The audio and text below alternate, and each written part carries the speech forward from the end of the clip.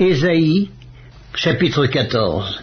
Car l'Éternel aura pitié de Jacob, il choisira encore Israël, et il les rétablira dans leur pays. Les étrangers se joindront à eux, et ils s'uniront à la maison de Jacob. Les peuples les prendront et les ramèneront à leur demeure, et la maison d'Israël les possédera dans le pays de l'Éternel, comme serviteurs et comme servantes. Ils retiendront captifs ceux qui les avaient fait captifs, et ils domineront sur leurs oppresseurs.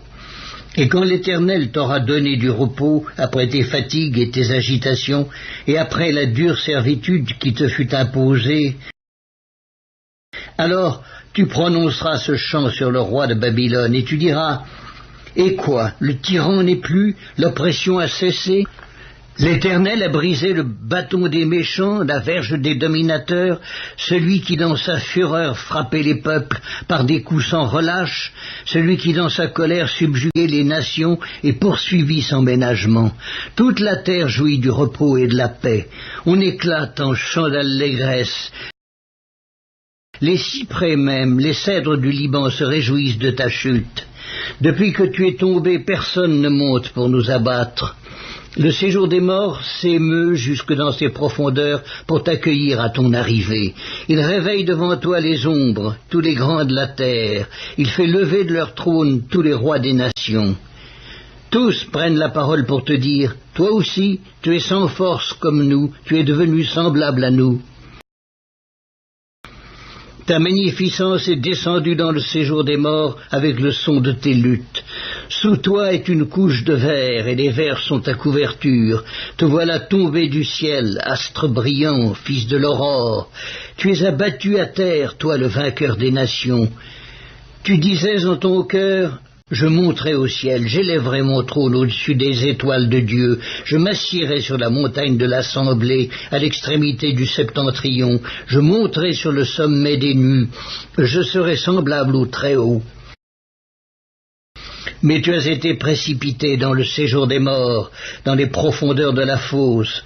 Ceux qui te voient fixent sur toi leur regard, ils te considèrent attentivement.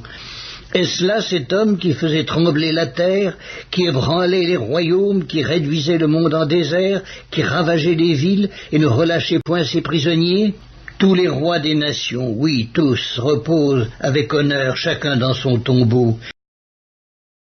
Mais toi, tu as été jeté loin de ton sépulcre, comme un rameau qu'on dédaigne, comme une dépouille de gens tués à coups d'épée et précipités sur les pierres d'une fosse, comme un cadavre foulé aux pieds. Tu n'es pas réuni à eux dans le sépulcre, car tu as détruit ton pays, tu as fait périr ton peuple. On ne parlera plus jamais de la race des méchants. Préparez le massacre des fils à cause de l'iniquité de leur père, qu'ils ne se relèvent pas pour conquérir la terre et remplir le monde d'ennemis.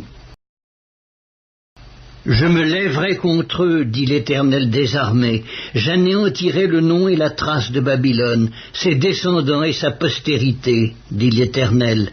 J'en ferai le gîte du hérisson et un marécage, et je la balayerai avec le balai de la destruction, dit l'Éternel des armées. L'Éternel des armées l'a juré en disant, oui, ce que j'ai décidé arrivera, ce que j'ai résolu s'accomplira. Je briserai l'Assyrien dans mon pays, je le foulerai aux pieds sur mes montagnes, et son joug leur sera ôté, et son fardeau sera ôté de leurs épaules. Voilà la résolution prise contre toute la terre, voilà la main étendue sur toutes les nations. L'Éternel des armées a pris cette résolution, qui s'y opposera? Sa main est étendue, qui la détournera? L'année de la mort du roi Akaz, cet oracle fut prononcé. Ne te réjouis pas, pays des Philistins, de ce que la verge qui te frappait est brisée, car de la racine du serpent sortira un basilic, et son fruit sera un dragon volant. Alors les plus pauvres pourront paître, et les malheureux reposer en sécurité. Mais je ferai mourir ta racine par la faim, et ce qui restera de toi sera tué. Porte, gémis, ville, lamente-toi, tremble, pays tout entier des Philistins, car du nord vient une fumée, et les rangs de l'ennemi sont serrés. Et que répondra-t-on aux envoyés du peuple? que l'Éternel a fondé Sion et que les malheureux de son peuple y trouvent un refuge.